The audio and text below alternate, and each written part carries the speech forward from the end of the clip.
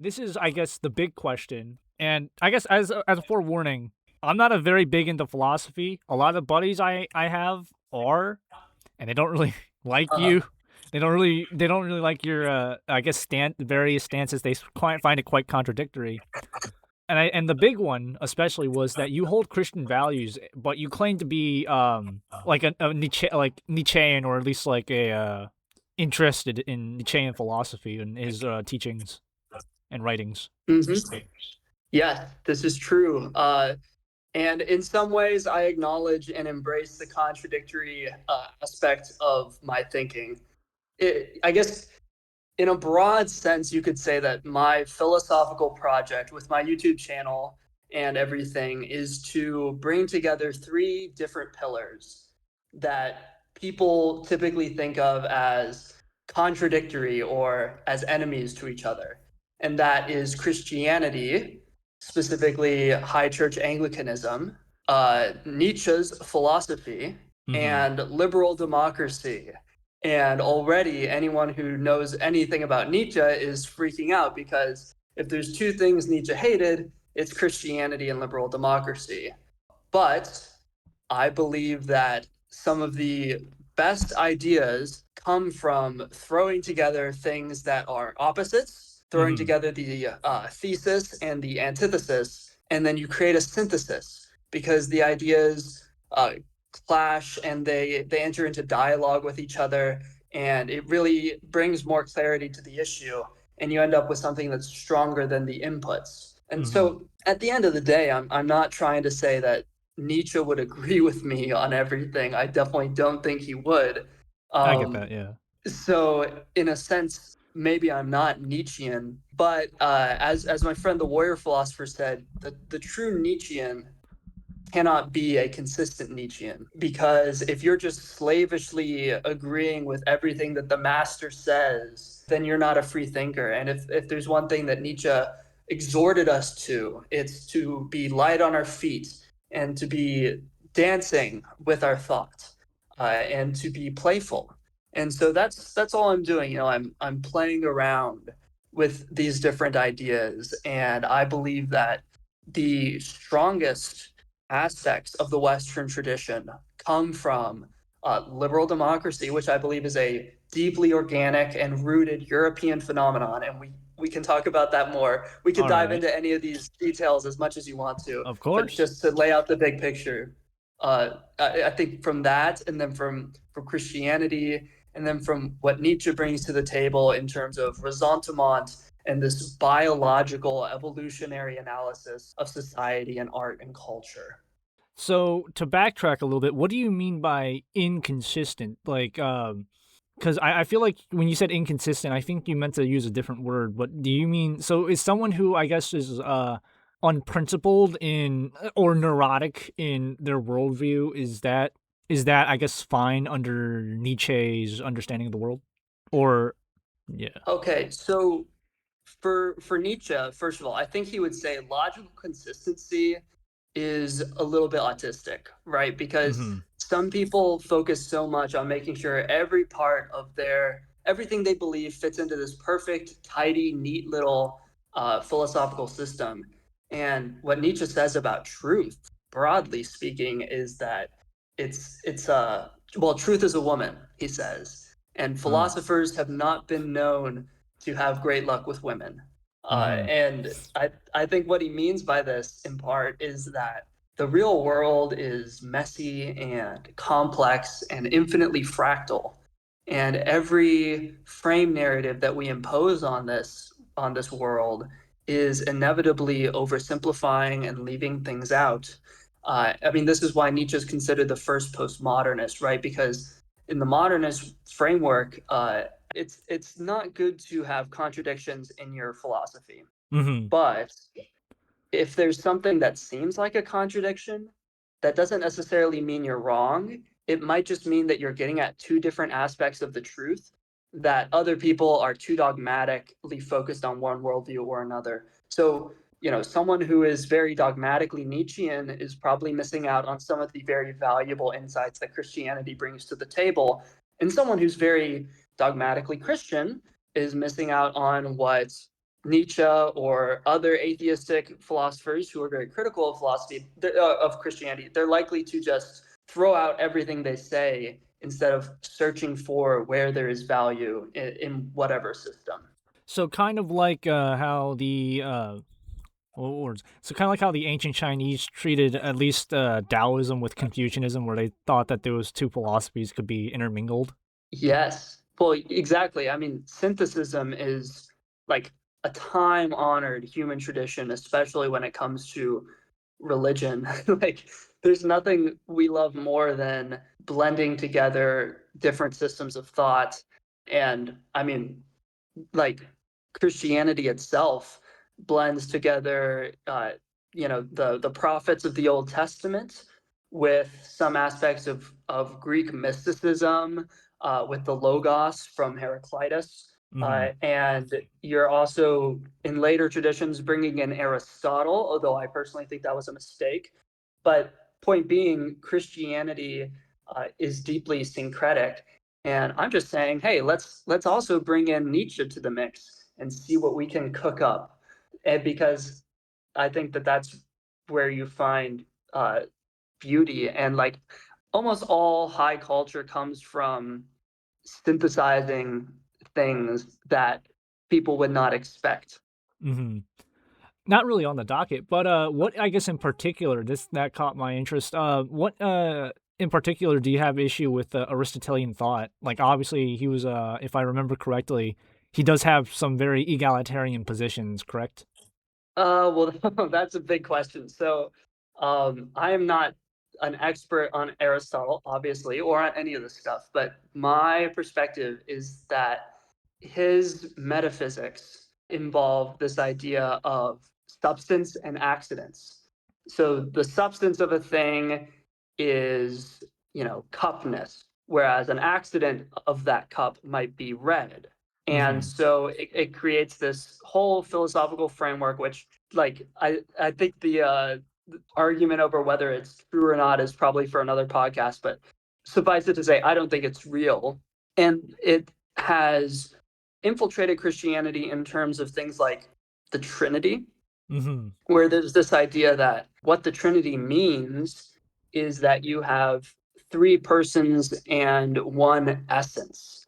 And what I say is, what the hell is an essence? Like, what are you even talking about? Like, I think most of these terms don't have real reference. And then when it comes to the Eucharist, the the proposed rationalistic explanation for how this is possible is that it has the substance of Christ's body, but the accidents of bread or wine.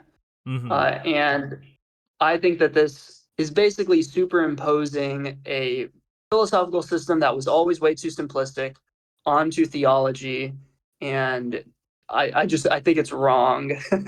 I think that we need to be a little more mystical while being at the same time much more analytic with our concepts, and making sure that we actually have reference and that we don't toss around these vague philosophical terms like substance and accident without breaking down what that means. Yeah, no, I get that. Do you think a lot of so in recent, I don't know if you've been noticing at least with especially with some high church organizations and also more lower churches, there's been a on the right, there's been a growing dissent against Christianity again since I guess its peak from like 2018, I'd say. Um, but there has been a growing dissent against the church again. What elements do you think Aristotelian thought has to do with that, or do you think what elements do you think have, I guess, turned the right against Christianity again? To an extent, it's mostly the fringe, but still, I have been seeing it a lot Yeah, more in recent. no, I 100% agree. I don't think it has anything to do with Aristotle as much as I would love to make him the whipping boy. I think the two biggest problems are, well, one, evangelicalism becoming incredibly cringe. And this Hmm. happened in like the 80s and 90s where they became super moralistic, and you had all these satanic panics about Dungeons and Dragons, and they said that alcohol is wrong, and they just, purity culture where you're very worried about skirts being below the knees and things like this. basically a certain section of Christianity, which is very common in America, uh, just became so cringe that a lot of people turned against it. Mm-hmm. Now, the other thing that happened is that the high church, which did not fall into any of that, kind of, in a way, fell into the opposite error. And they also became very political, but in the left wing direction. Mm. So, whereas the evangelicals are very much like Reagan and Jesus and guns, the high church, uh, in many cases, you'll hear sermons about Black Lives Matter every Sunday and things like that. Mm-hmm. And when I was in DC, I went to a high church Episcopal church, and it's not that I had an issue with their politics. I agreed with lots of what they said, but every single sermon was about some sort of progressive cause, like George Floyd or Martin Luther King Jr. And I'm just like, oh my gosh, this is so preachy.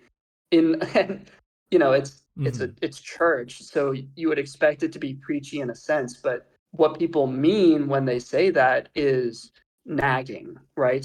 Mm-hmm. Because a good preacher is able to call you out in a loving way and a convicting way instead of just lambasting you for things that happened in the 1960s that obviously are not your fault. And so it just becomes this endless moralistic, obnoxious. It's exactly the stereotype that you imagine when you think about the most woke person you know. That's just very shrill. Uh, It's like that, unfortunately, is what these progressive churches select for in their leadership. And mm-hmm. so the Scylla and Charybdis of having the conservative churches be way too conservative and the liberal churches be way too liberal leads a lot of right-wing people, specifically in the more Nietzschean direction, to something that they see as more vital. And I don't think it's because they don't like spirituality. I think that these are some of the most spiritual people you know, which is why they're so drawn to paganism. I don't know if you watch like, the warrior philosopher and people like that, but there's a lot of interest in reviving Greco-Roman paganism, and I think the impulse is very understandable because Christianity has just become so cringe. But the correct answer is to revitalize Christianity, not to reject it for some silly folk religion that went extinct thousands of years ago. Mm-hmm. This is it's kind of unrelated. Was it a black church that you went to in DC? No, Oh, everybody really? was white. Oh, Yeah, really? that's what you have to understand is that the wokest people in this very shrill sense are like wealthy white people. Mm-hmm. It was like the most wasp room I've ever been in. Like, very well off, attractive people, but like the the culture of the North, which we could go way down the rabbit hole on how that has to do with like the Puritans and stuff, but Mm-hmm. it has just become extremely moralistic and annoying. And it's all about social justice and the moral crusade of the church in society. Yeah. And they've forgotten about, the religion part. Mm-hmm.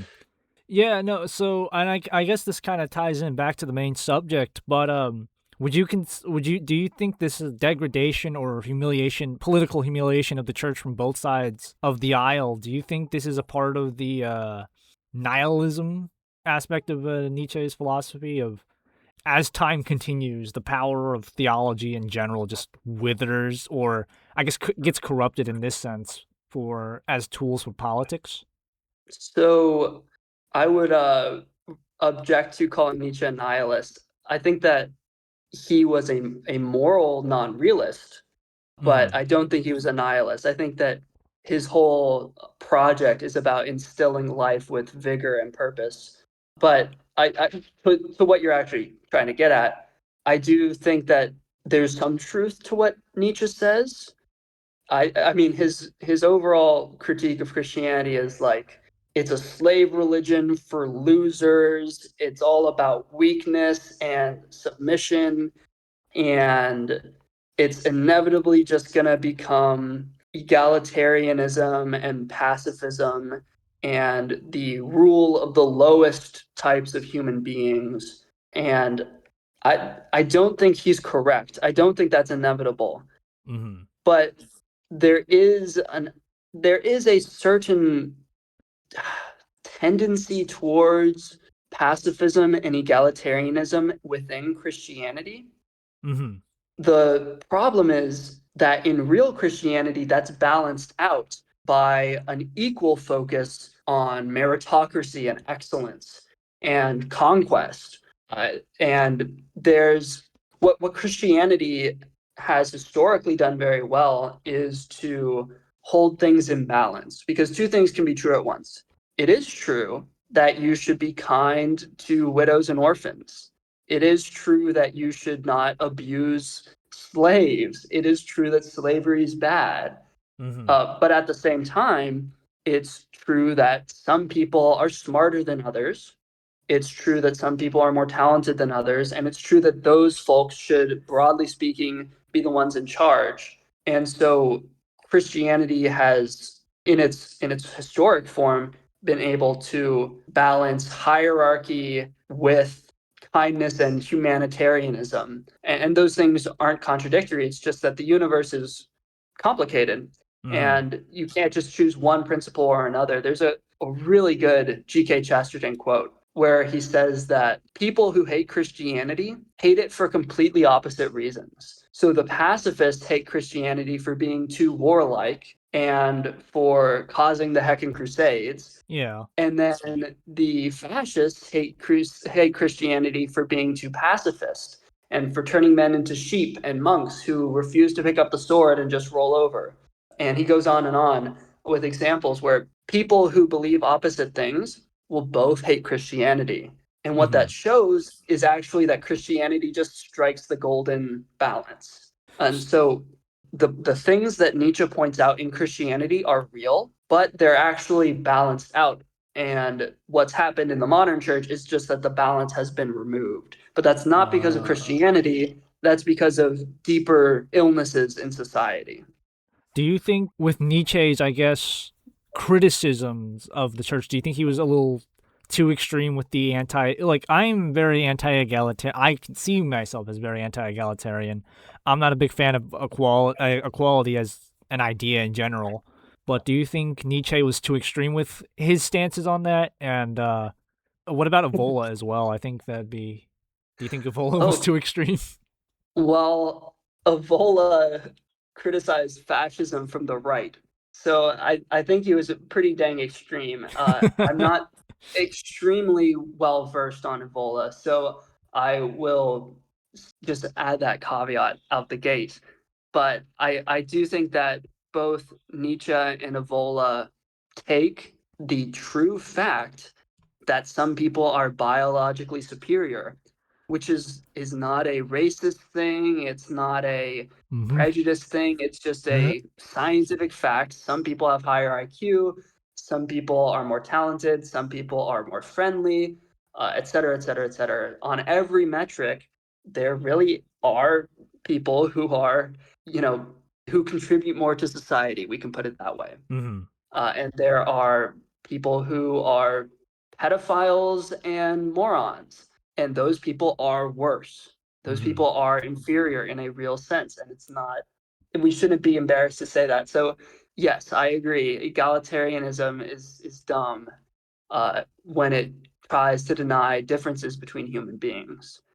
The problem with Nietzsche and Evola is that their conception of aristocracy ends up defending the supremacy of some bloodlines over other bloodlines.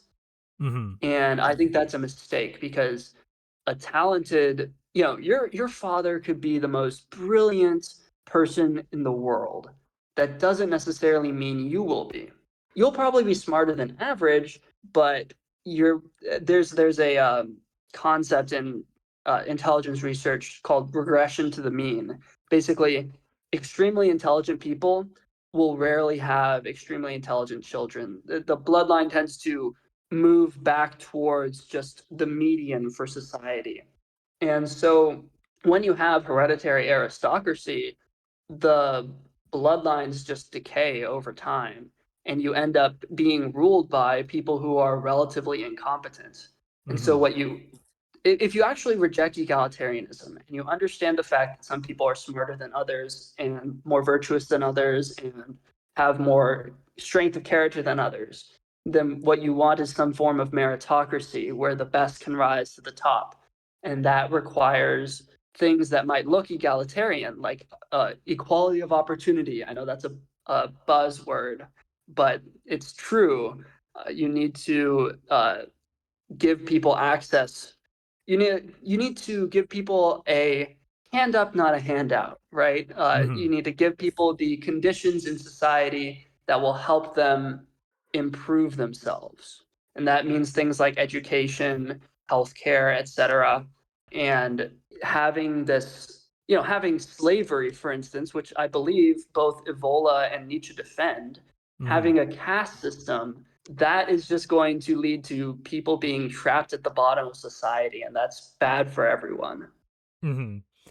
So especially you, but we're both, I guess, anti-egalitarian. So I don't see any problem with defending, I guess, the establishment of aristocracy. But you are basically telling or saying that you are against heretical, almost like a heretical mandate. Hereditary. Okay, hereditary.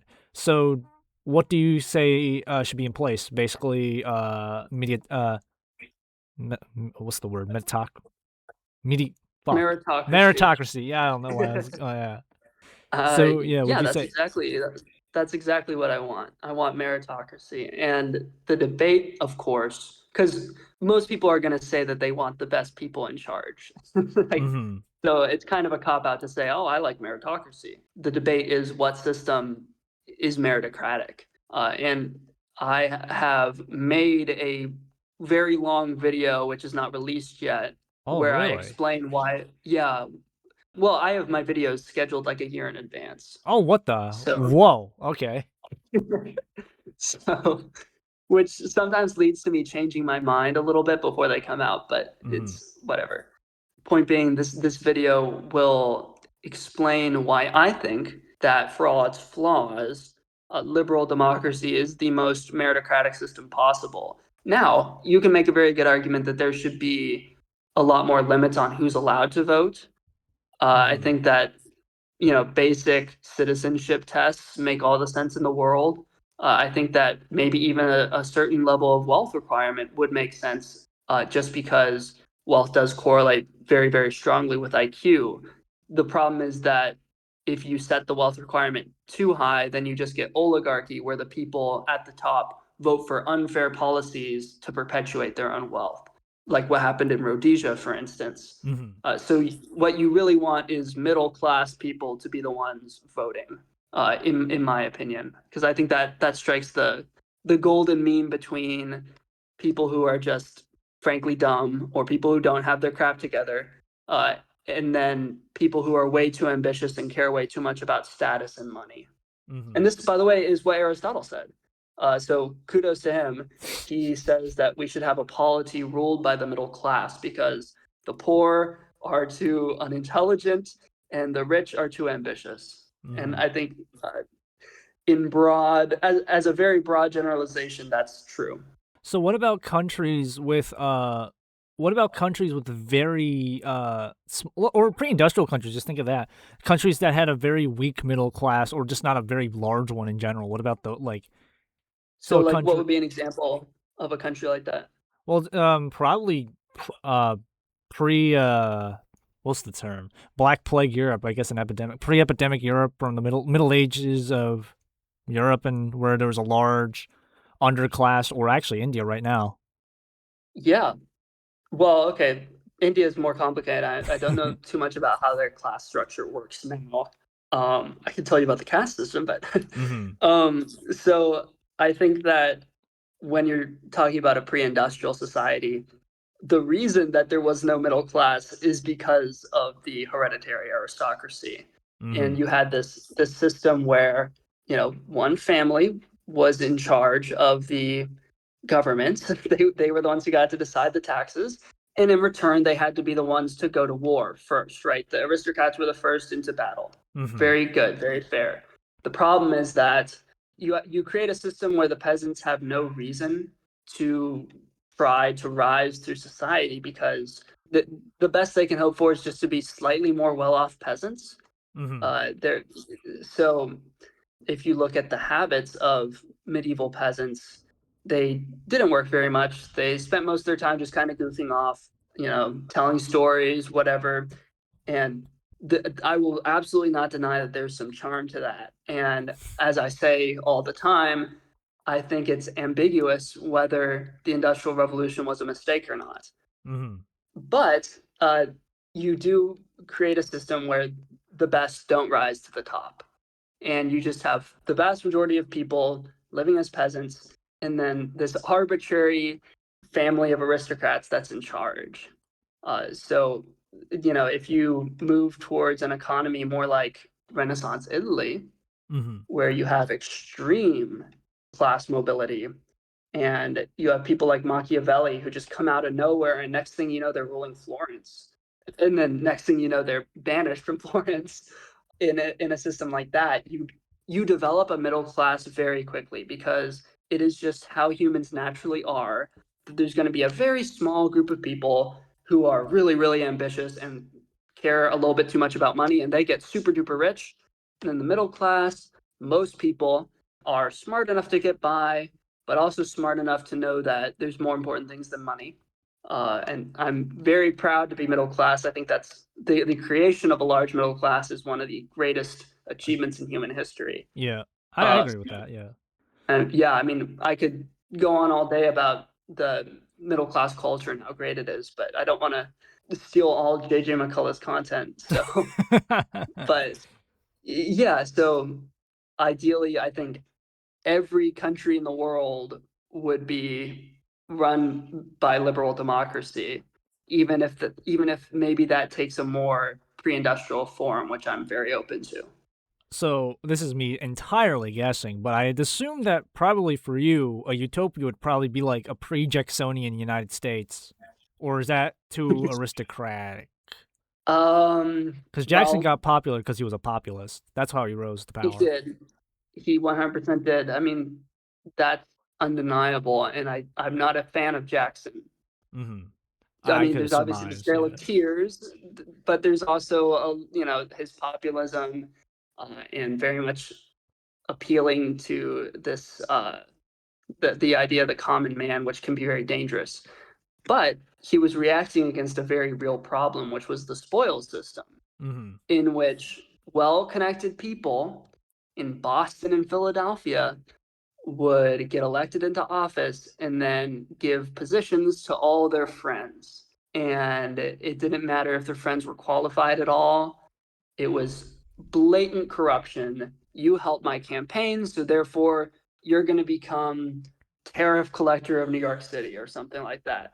Mm-hmm. I forget which president it was. They called him Martin Van Buren. They called him the little magician because he was such a political machine that he could just get you any job you wanted by pulling all the strings behind the scenes in the smoke-filled rooms. Mm-hmm. And at the end of the day, that is not meritocracy. That's the rule of the people who are corrupt and shady enough and love power enough to rise to the top in a system like that. And Mm-hmm. so, at the end of the day, I guess I sympathize with Jackson in insofar as he was appealing to the everyday ordinary American, and I'm quite fond of the everyday ordinary American. Mm-hmm. So I don't think there was a perfect time in American history, and there were always pros and cons. But for me, the 19th century, uh, post Civil War, when Really? yeah, The well, Reconstruction? so Reconstruction was bad. Like I said, pros and cons. Or I shouldn't say Reconstruction was bad. That's a blanket statement. There were lots of bad things done to the South, Mm-hmm. Yes. but the political consensus that emerged was meritocracy, and you know every man should be able to rise to the top. and we should have no tariffs based, and we should have free trade. And it was basically the closest America came to being actually liberal. And I Mm-hmm. mean liberal in the sense I Yeah, at this point I yeah. assume that everyone knows what I mean, but just in case anyone in your audience thinks that like liberal is when purple hair or something, like Damn free libtards. markets, Yeah. free markets and general individual liberty. In the late 19th century, especially under like Grover Cleveland, Mm-hmm. America was just an incredibly free place. And someone like Teddy Roosevelt, even though he's considered a progressive, to me really embodies that zeitgeist because he truly believed that every American, black or white, it didn't matter. He maybe wouldn't have included Native Americans, Yeah. um, but any American citizen should be able to access healthy food and should be able to get out of the slums and should be able to rise to the top if they have it in them. Mm-hmm. He said, all that matters is your character as a man. And he fought very hard against the corruption, both in the government and in the big corporations, which were essentially acting as part of the government. Good thing that doesn't happen anymore, right? Mm-hmm.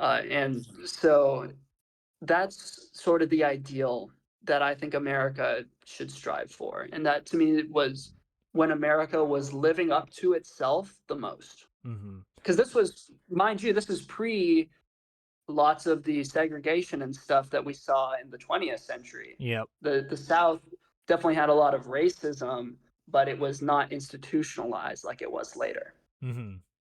So I guess my question is now with what's your thoughts on the populism rising now? Because I think to an extent, and here's my take, and it's kind of a little bit of a more batshit insane one. I disagree with some of the populism on, especially on the left, but I think it's kind of just the last grasp because the U.S. for the last 80 years has been on a trajectory to be economically, and I'm not saying this is a good or bad thing, but very Keynesian, near almost fascistic in a way. And I personally, as someone who's very pro free markets, oppose that, where the government Yeah, and fuck corporation. please. Yeah. So, what's your thoughts on the populism, I guess, occurring right now? Even if left wing populism is trying to bring us towards that future, while right wing populism generally is trying to bring us away from that. It's such a good question because it's so complicated. So I try. everybody at this point is populist, right? Mm-hmm. That's like the only viable political platform is the elites are hiding everything from you, and conspiracy theories have now become totally mainstream, Yep. which I see as largely a negative development, although I believe in some conspiracy theories. Mm-hmm. Um, but on the right and the left, there's a lot of skepticism towards the free market, Yes. and I Yeah, I think don't this like is that personally. yeah, I agree with you. So on the right, this manifests as we shouldn't trade with any other countries because heckin' trade deficits, Mm-hmm. and we should have all sorts of child tax credits, whatever. There's a million different proposals from Donald Trump and his milieu Mm-hmm. that are very much more left wing economically than what we are used to from the Republican Party. Even And then Democrats, on I'd say some of those stuff they're proposing. Well, okay, Democrats from uh, like 10 years ago. Maybe not now. well, yeah, dude. I mean, Bill Clinton was like way more based on economics than like anyone that we have now. So, That's but certainly a take. Yeah. on the left you have rent control. I think is the Aw, most egregious example. That's just like absolutely. so ignorant of basic laws of economics, Mm-hmm. and so they don't even care. That's the thing. They don't care about your arguments, and they don't care if you're right, because all that matters is like sticking it to the landlords. And this is where Nietzsche's so true, because he talks about ressentiment and this hatred people have towards those more successful than them. Mm-hmm. And it's totally valid to criticize people more successful than yourself if they achieved that success unfairly. But the hatred towards those more successful than you is a impulsive envy, and Mm-hmm. it's irrational and very dangerous, and it leads to horrible atrocities. So I'm very nervous about the future of American politics because it's just become such a truism that the wealthy elites are evil child predators who eat babies and drink adrenochrome, blah, blah, blah, blah, blah. Mm-hmm. And literally anyone who pushes back on that whatsoever, it's like, oh, guess you're paid off by the CIA. Guess you got your 7K from Israel. It's like, Mm-hmm. oh, like I'm venting a little bit now. No, no, Like, no, it's fine. That's why this is why this podcast exists. But yeah, no, so I guess how would if you became president tomorrow, just some magic shit oh happened, you gosh. became what are you doing immediately, I guess, to reverse course? Or what would you think would need to be done, whether popular or not, to reverse this course of the trajectory that I think I generally disagree with. There's some things I agree with it, but I generally oppose and you very much oppose. I mean, for me, the most obvious policies that I would feel zero qualms about unilaterally imposing on the world would be nuclear power, deregulating that, and helping that compete out with fossil fuels. Banning factory farming, I think, is a very obvious one. I would definitely pass a lot of MAHA policies. I Mhm. think that's something that the Trump administration was correct on, although it seems more and more that that was mostly just campaign rhetoric, Mhm. unfortunately. Um, so those to me are the like no-brainers. In terms of economics, I would get rid of all tariffs. I would get rid of all rent control. I would probably so when it comes to things like healthcare, right? Because I feel like you have to have a healthcare system that works, or else people are going to be driven towards populism. Mhm. Because as we know, voters aren't always rational, and so they're just going to see, hey, I can't afford healthcare. The solution must be for the government to subsidize it, right? And so the solution I think is best is the Australian model, where you take the government out of healthcare as much as possible and allow the free market to make it way more efficient and effective. But you also have free government alternatives. And so this allows people who can't afford the private healthcare to turn to the public option instead, without this sort of chimera monstrosity system we have now that's regulated to oblivion. I mean, the amount of bureaucracy. So my doctor, no, my aunt is a doctor, Mhm. and she owns a practice, and she's vented to me in the past about like how awful it is to do the most basic things. Just getting an MRI from one hospital to another Mhm. requires so much paperwork, and it's basically impossible because none of the computer systems talk to each other, because everything's outdated and there's so much paperwork and bureaucracy. Or filing an insurance claim. What she said, and I think this is so true, is that insurance payouts should work like a credit card. Mhm. So you literally should be able to tap your insurance ID card or something, and if what you just underwent was covered, then boom, it's instantly paid for. And if Yeah. it's not, it's not. But that's not how it works at all, because the insurance companies make it so complex and it's so impossible to figure out if something is covered or not, that when after my aunt treats someone, she has to wait like 4 months, and then Blue Cross or Blue Shield will get back to her and either give her the money or she just won't get paid. And there's Mhm. like no one to appeal to. And it's like, what are you going to do? Like, go back in time and not give that person the surgery they needed? It's like, that's not really on the table. So, yeah, we need to simplify things, get rid of all the excess regulations. Mhm. But also, I do believe that having public healthcare and public education are ultimately good things. And I do think that there's a very real and important distinction between a hand up, as cliche as that is. Mm-hmm. Now, I will give you some pushback on specifically tariffs because I personally have bought into the idea, and I think we're already seeing it, that the world is becoming more increasingly multipolar, and I think a lot of more countries are just going to be looking after their own interest. Globalism be damned, and also politically, I am more invested in getting the United States to become more autarkic. So Okay. I'm for the What? tariffs because of that. I think like I'm a strong believer in reshoring industries into the country, and I think that should be a much more important priority than it really is right now.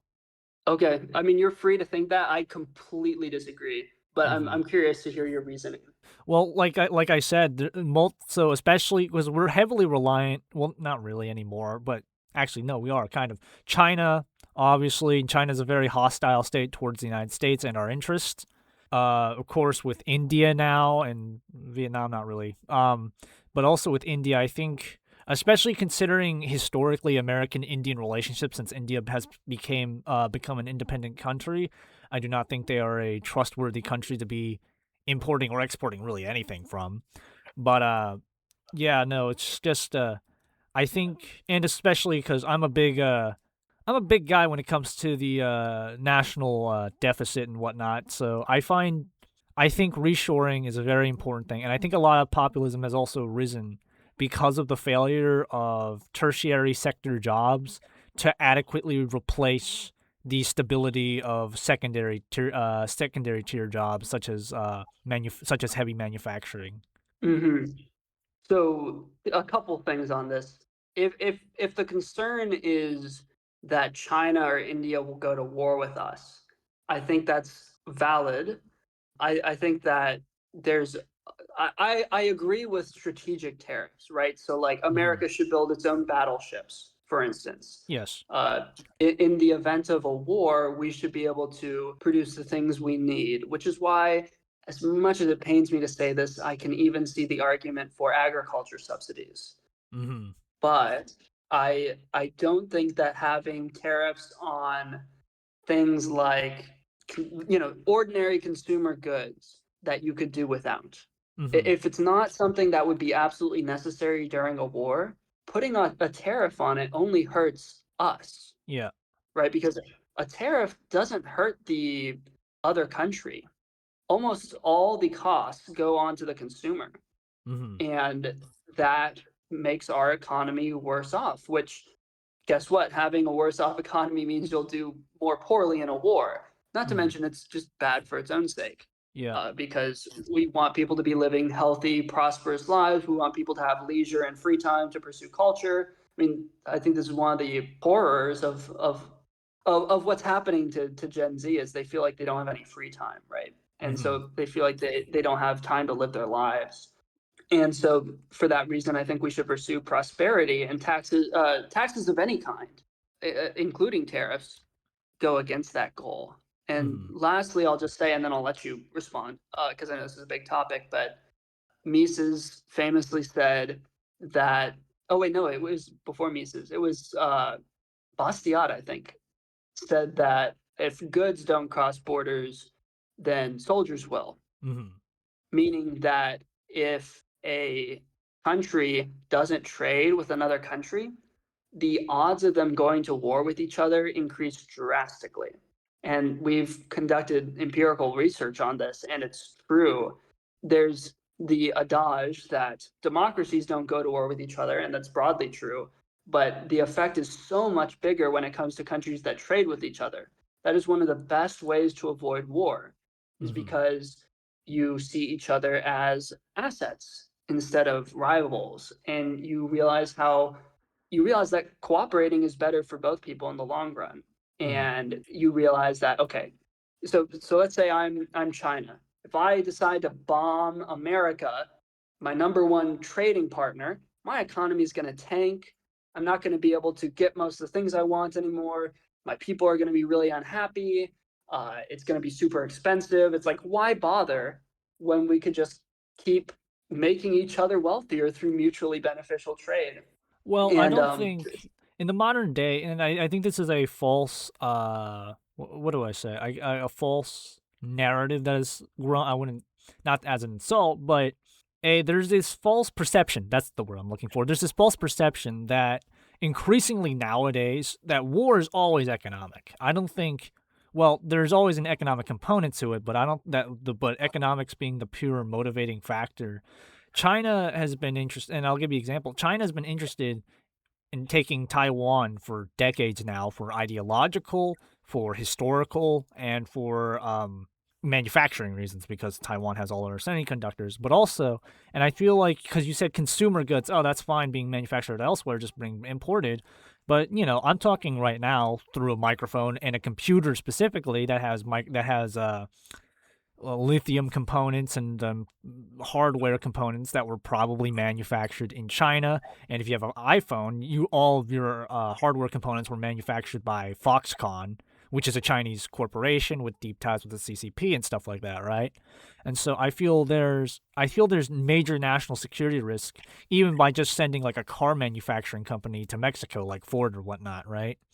So that's where my concerns are, especially and more extremely, it's just like I said, my ultimate interest for the United States for when I become like an old man and die is that the country, and this is my utopia, is that the United States is a fully autarkic or mostly autarkic country that can survive on its own in the case of absolute global breakdown. Because we've seen with the pandemic how that majorly screwed up supply lines, no less a war where there's actual active firefights between upon shipping lanes and whatnot.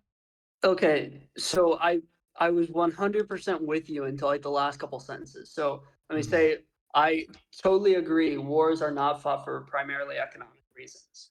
That is the Marxist view of history, right? Historical materialism. It's all just about class warfare, and that's dumb. I think the real truth is that most war is fought for ethnic reasons, Mm-hmm. uh, and I think it's primarily about identity and Blood and about soil.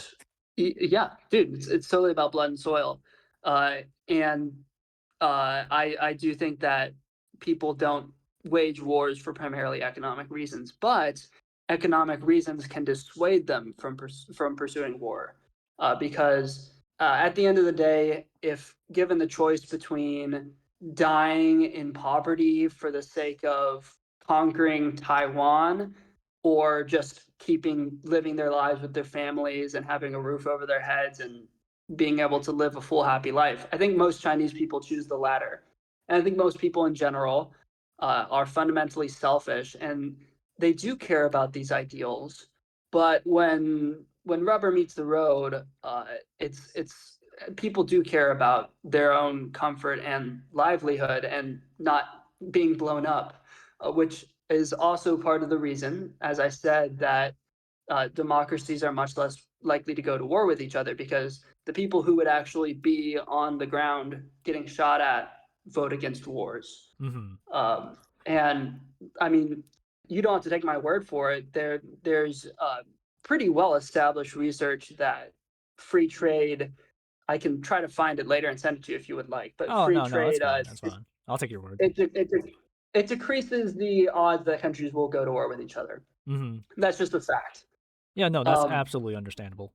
Now, I also agreed with what you said about computer chips in Taiwan, because that is true. And you know, my my idea of strategic necessity is not just battleships. It would also include things like that.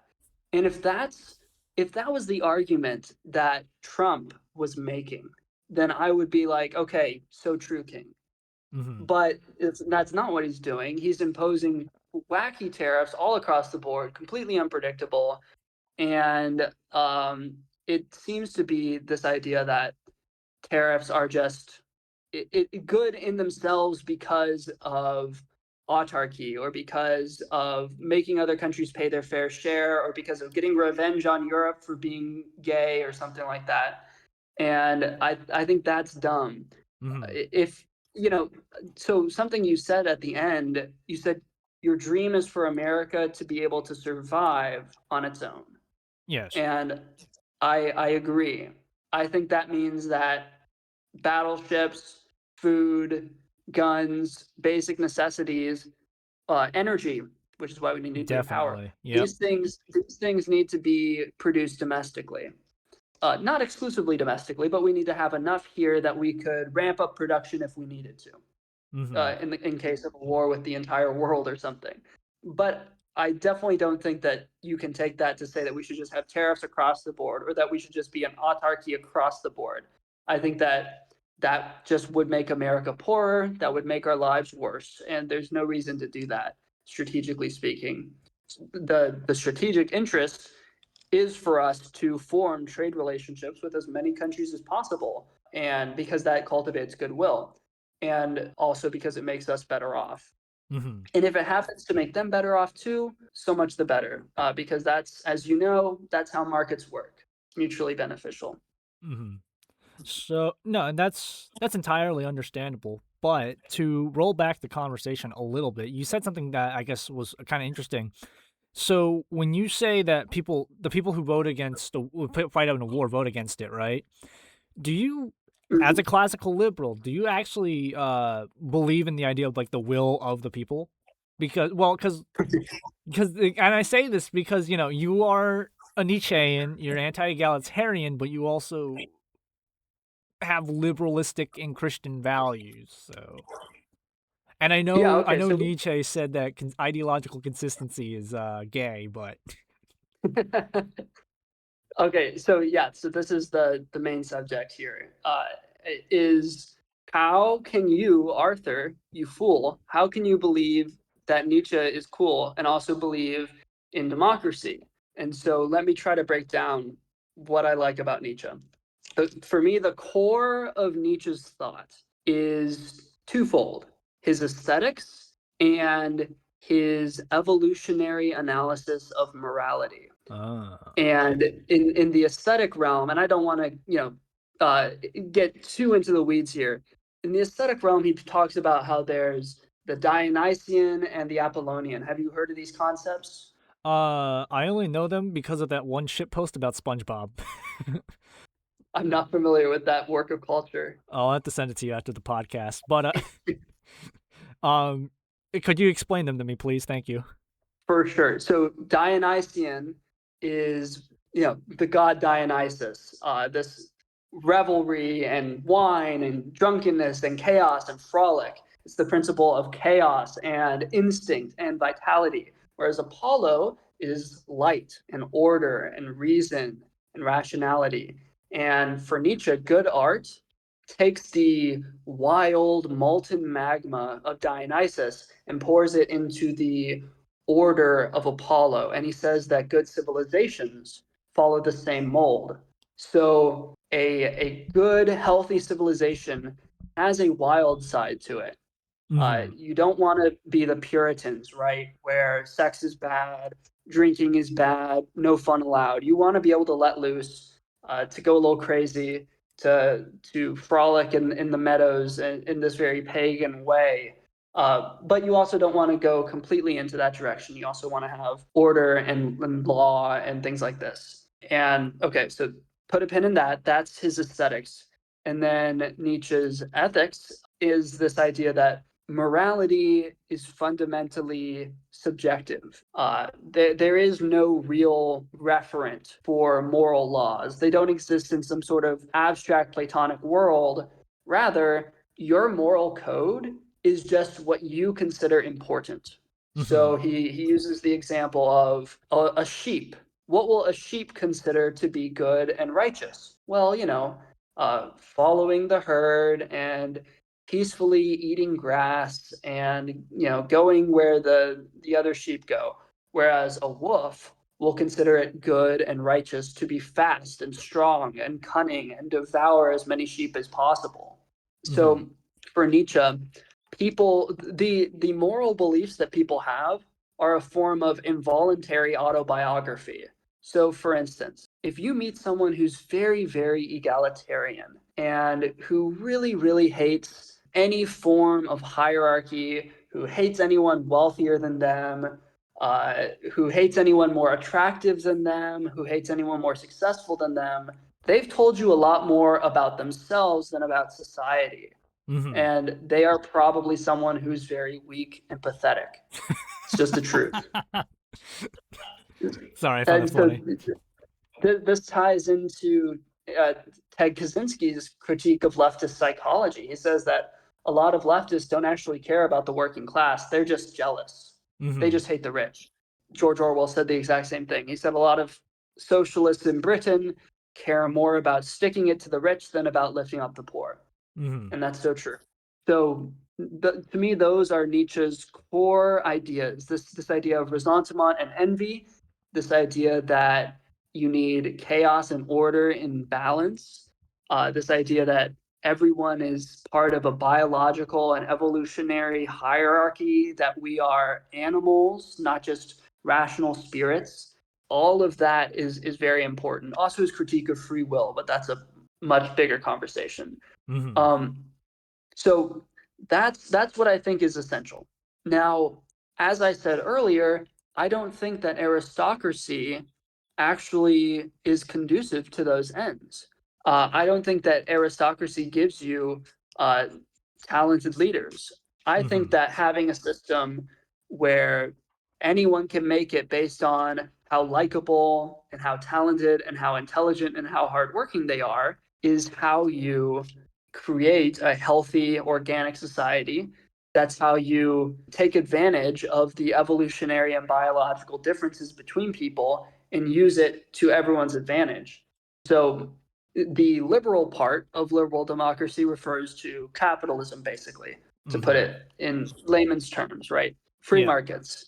And Nietzsche is very critical of capitalism. But I think that in being critical of capitalism, he's kind of betraying his own thoughts. Or no, he's betraying his own philosophy, because what is capitalism fundamentally? It's competition. It's Hmm. you get ahead by working harder. You get ahead by being more intelligent. You get ahead by making the right investments. And obviously, it's a deeply imperfect system, but it's better than anything else we've come up with in terms of meritocracy. And Hmm. so, as someone who believes in the rule of the best, as someone who hates the resentful little freaks, Nietzsche should be a capitalist. And I think that if you just look at the alt right today, you can see that the people who support fascism, the people who are deeply anti-capitalist in this very right-wing sense, are often kind of pathetic people. And I don't mean to be punching down, because I feel bad for what's happened to a lot of guys in our generation, obviously. Hmm. But a lot of them are kind of weird incels, That's and me. that's just No, I'm. that's just true. I mean, I told the story in the video. I went to this like monarchist club, and it was the most like dysgenic group of people you've ever seen. Like, everyone had greasy hair, everyone was like overweight, everyone was super just gross and unkempt. And it's like, yeah, these are your based monarchist Aryans, Nietzsche. Like, yeah, totally. Sorry, The Lavender. people who the people who in our society are healthy and strong and vigorous are often just kind of normal people, and they're not these like crazy reactionaries. Hmm. So the to me, liberal democracy is what fulfills Nietzsche's vision for society, where you have the best ruling, and where you don't kowtow to ressentiment, and where you recognize the differences between human beings, and where you balance wild Dionysian energies with cold, rigid Apollonian energies. Yeah, no, that's a new one, at least for me. So that's a very interesting take. And I guess to round us out, and I feel we already have the answer, but what would of the deadly sins of Christianity, what would you consider, I guess, to be the worst? Well, I think that the worst is envy, Yes. Okay, that's and what I was thinking too. not surprising. And I think that this is a pretty historically grounded take. If you look at some of the worst atrocities in history, I'm just thinking off the top of my head, Holocaust, right? Hmm. It's, oh, the Jews are more successful than us. The Jews run everything. they're making us feel bad, so we got to kill them. The Rwandan genocide. Oh, the Tutsis are more successful than us. They're running everything. We have to kill them with machetes. Hmm. The Turkish genocide of Armenians, exact same thing. The way that Koreans are treated in certain ghetto communities in the United States is the exact same thing. Most of the seething hatred that human beings have towards one another is driven by feelings of inferiority. Hmm. And I think that that is the most dangerous. Not to say that gluttony isn't plenty dangerous, or lust is definitely a contender for having done the most harm to people. But I think in the final analysis, it's probably envy. Hmm. So I guess with that, how would because there is a natural superiority, a natural inferiority. How do people cope with that in a non-destructive manner or in a manner that doesn't lead to envy? Because I feel like and I feel you'll agree with this sentiment. I feel that's a very big issue with I guess the modern world in general, where people are just not being able to cope with natural inferiority or natural superiority. Hmm. Well, I think the only real solution is the Christian one. It's you devote your life to something bigger than yourself. Hmm. You recognize, hey, I'm not a very intelligent or talented person, but I can be the most faithful servant of Jesus Christ that has ever lived. And at the last judgment, he will say, well done, you good and faithful servant. And you can read all these stories. It's a common trope, really, in Christian societies, where you have someone who's very pathetic, or, well, no, that's not true. Someone who's not very intelligent, but they are able to have this inner nobility and this inner strength of character that elevates them high above the status they were born into, and they end up becoming some of the greatest people in history. Hmm. I forget the name of the saint, but there's my friend Q wrote an article recently. He was this just really like low intelligent guy. Like we would probably say he was like mentally, like I don't know what the right word is, uh, Deficient. deficient. But he was so pious. He would just pray all the time, and he ended up having like these supernatural abilities from God. He was like flying and stuff. It's like, yes, that's so true, because through God you can become something so much better than yourself. And really, it's all about not caring so much about your own status. It's about not putting yourself at the center of everything, and kind of being able to forget yourself, and to have that humility to say, yeah, I'm not the most talented person I know. There are other people who are vastly more talented than me, but at the end of the day, that's okay.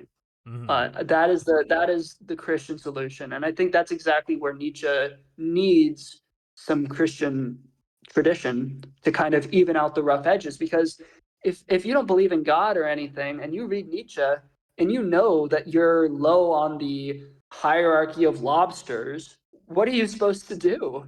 Like, he really gives you no solution. He just says, like, yeah, fuck you, you're a loser, and I hope you get trampled by the blonde beast of prey. And it's just like, okay, of course I'm going to become resentful. Of course I'm going to become envious and join the Communist Party. Like, Hmm. you've given me no other choice. So the choice that we have to give to people is to be part of something meaningful, and that's society and religion and family. And then to close this out, do you think we'll be able to see, I guess, this building of moral discipline, this discipline of dedicating ourselves to something higher within our generation, or are we doomed? Or is Gen Z doomed? Is it over? Dude, I have no idea, because I see things like, oh, there's a Gen Z religious revival, and I'm very skeptical of that, because Oh, I am so too. many of the people, yeah, I mean, you see it too, I'm sure. Like, a lot of these guys who are suddenly super religious, they don't actually care about God. It's just a political thing for them, or it's just an Hmm. identity thing. And at the end of the day, it's about them, right? Yes. And that's stupid. So I don't see that many signs for hope, Uh oh. but it's also it's kind of too early to tell, because the way generations work is they often change completely over their lifespan. I mean, look at what boomers were like as teenagers versus what they're like now. So much can happen. I guess depending on how bad brain rot is, I think that's going to be the deciding factor. Because if people can pull themselves away from their damn phones for long enough to like read books, to immerse themselves in like culture in the past, that's how you awaken the trousered apes. That's how you call people towards something higher, is through literature and art and beauty. Beauty is what's, reason and logic and all that can only get you so far. What really awakens people and calls them towards a better life is art. Hmm. So if we can have like a Gen Z revival of art instead of just like AI slop, then we might be able to save it. So that's what we really got to work on, is not so much giving people the right ideas, but calling people to live more meaningful lives, because that will just naturally bring them towards the right ideas. At least that's my hope.